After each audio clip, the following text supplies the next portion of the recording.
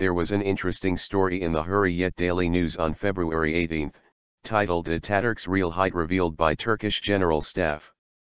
Turkey's generals had opened a new website that conveyed important truths about the founder of the Turkish Republic, including his real height.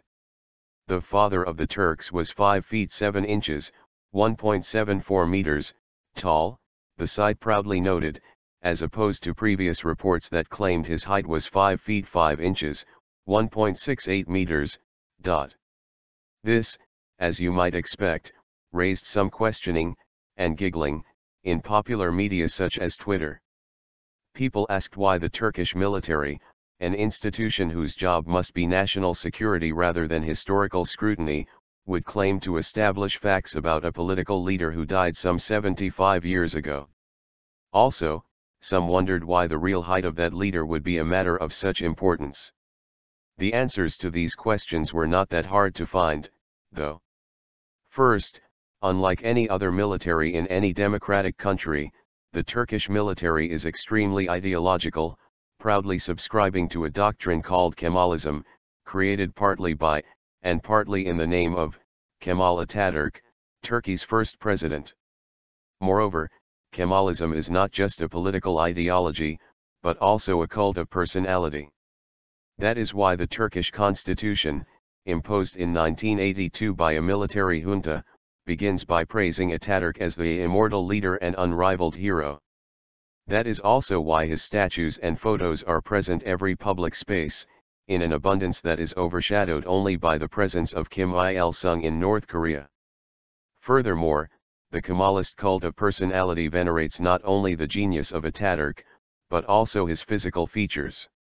A poem which is titled I Am Thinking of Mustafa Kemal, and which is memorized by all school children, begins with the following lines. He is on a horse whose manes are from fire. He is taking over huge mountains, endless seas. His golden hair floats in the wind. His blue eyes shine like stars. However, there has been one physical feature of Atatürk that Kemalists have not found too helpful to emphasize, that he was not terribly tall. There is even a rude joke telling how he once went to a little town in Anatolia, where the locals, who had expected a giant, were disappointed with his height and his not-so-baritone voice. Of course, like all of us, Atatürk was the way he was created, and his physical features should not say anything about his life, mission, and ideas. But minds tuned for cult of personalities apparently don't think way, and hence we are having Turkish military websites telling us that Atatürk was taller than what people think.